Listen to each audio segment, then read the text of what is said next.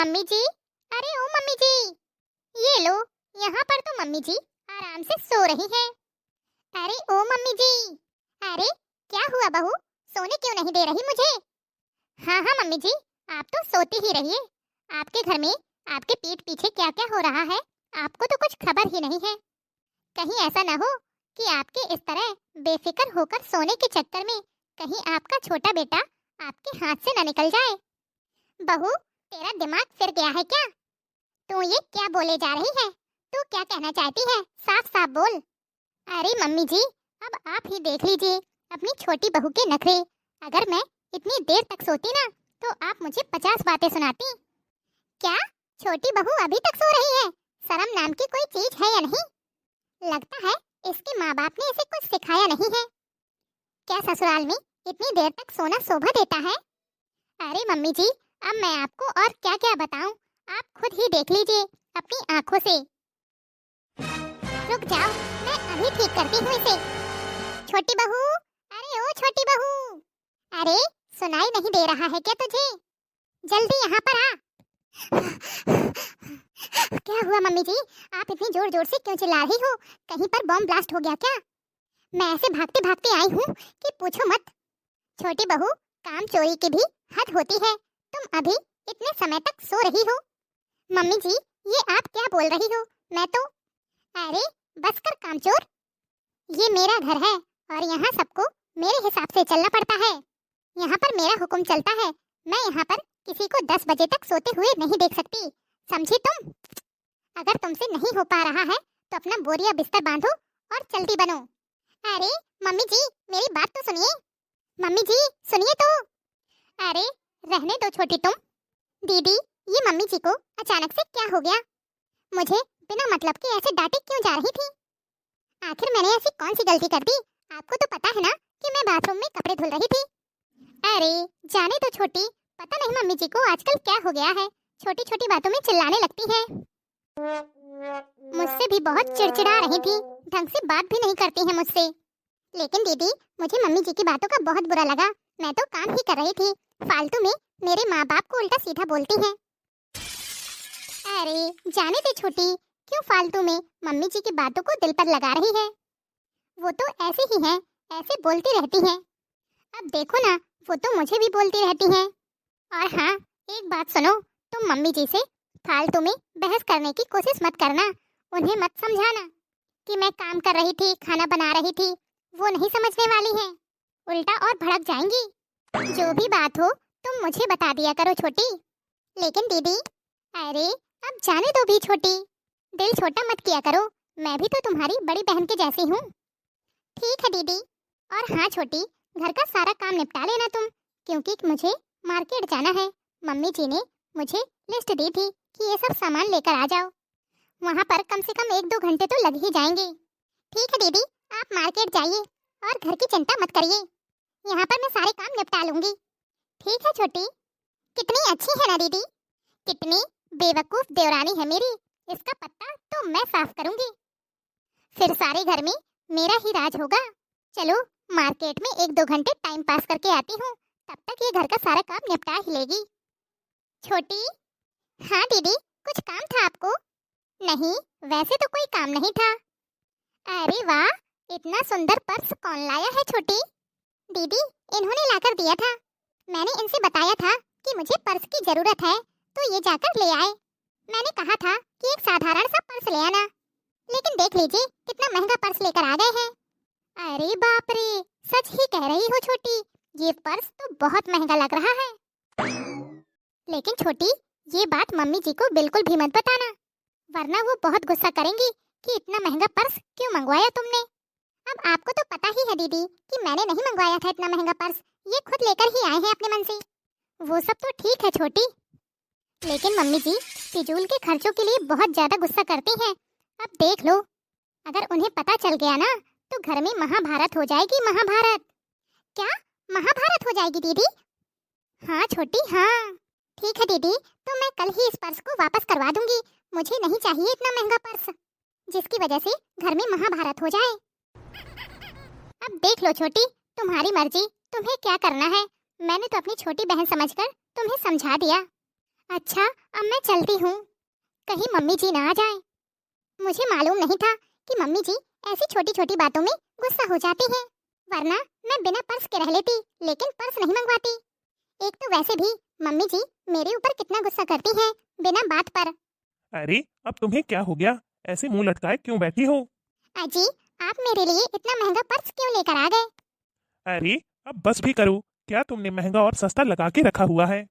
आप जानते हो ना कि मम्मी जी को पता चलेगा तो वो मुझे बहुत डांटेंगी कि मैंने इतना महंगा पर्स मंगवाया है। अब मेरी माँ इतनी भी बुरी नहीं है जैसा तुम सोच रही हो। ऐसे छोटी छोटी चीजों के लिए मम्मी कभी नहीं डांटती। अच्छा, अब मेरे सोने का टाइम हो गया है, मुझे सोने दो। यहाँ पर तो मेरी नींद और चैन दोनों उड़े हैं और इन्हें सोने की पड़ी है। ठीक है जी, आप सो जाइए। मम्मी जी, अरे ओ मम्मी जी। हाँ बहू, क्या है? मम्मी जी, आप यहाँ पर बैठे बैठे आराम से मोबाइल चला रही हैं और घर में आपकी छोटी बहू क्या क्या कारनामे कर रही है, आपको खबर भी है? बहू, तेरे कहने का मतलब क्या है? साफ साफ बोल। हाँ हाँ मम्मी जी, बताती हूँ। जब मैं कल बरामदे में पोछा लगा रही थी तो छोटी देवर जी से फोन पर बात कर रही थी और उन्हें जोर जोर से डांट रही थी। बोल रही थी कि मेरे लिए महंगा वाला पर्स लेकर आना, वरना घर मत आना। क्या? उसकी इतनी हिम्मत? वो मेरे बेटे पे हुक्म चलाएगी? रुक जाओ, मैं अभी सबक सिखाती हूँ उसको।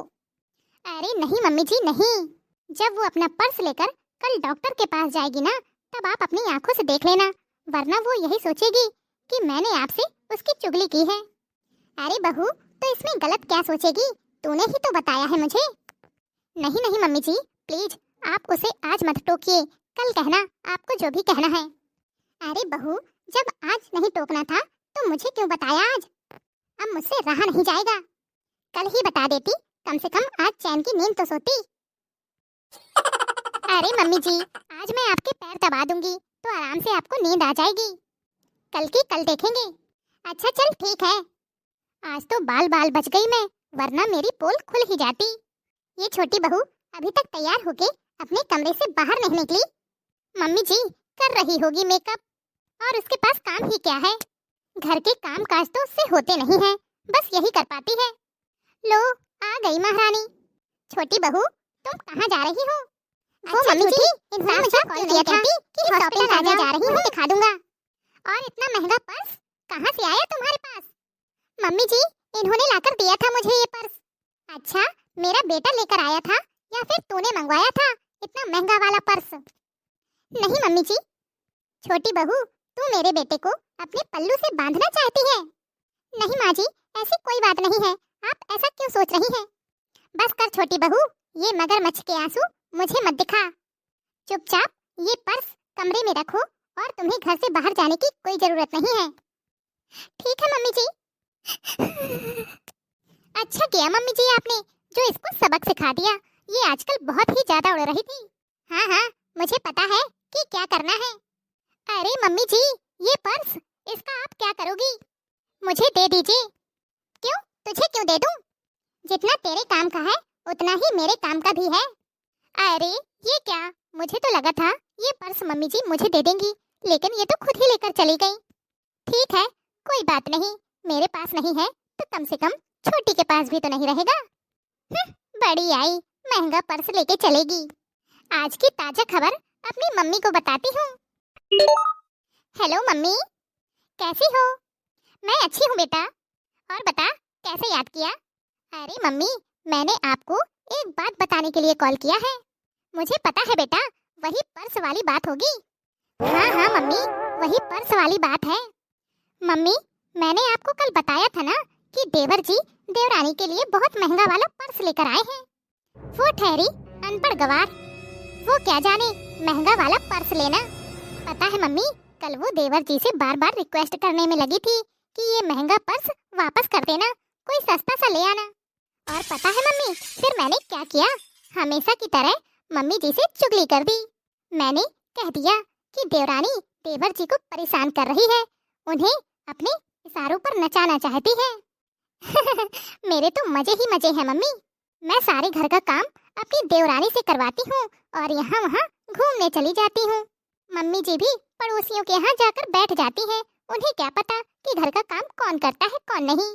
जब तक वो लौट कर आती है सारा काम हो चुका होता है। अब तो मैं उनकी फेवरेट बहू भी बन गई हूँ। मम्मी, आपने जैसा जैसा बताया ना, बिल्कुल मैंने वैसा ही किया। मम्मी जी की नजरों में छोटी बहू को गिरा दिया।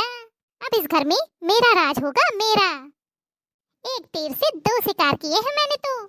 बड़ी बहू, मम्मी जी कहाँ से आ गई? कहीं इन्होंने मेरी बात तो नहीं सुन ली? जी मम्मी जी। वाह बड़ी बहू वाह, क्या खूब षड्यंत्र रचा है तुमने। नहीं तो मम्मी जी, मैंने ऐसा कुछ नहीं किया जैसा आप सोच रही हैं। बहू, अब तुम्हें झूठ बोलने की कोई जरूरत नहीं है। मैंने सब कुछ अपने कानों से सुन लिया है। तुम्हारी काली करतूत मेरे सामने आ चुकी है।